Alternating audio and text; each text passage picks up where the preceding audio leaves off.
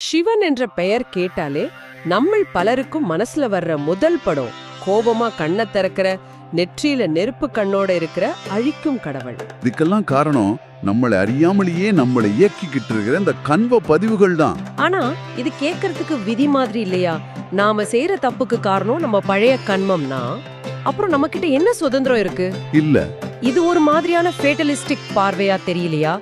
எல்லாம் என் தலைவிதின்னு முடங்கி போயிட மாட்டாங்களா? A galaxy is ending, but what about me?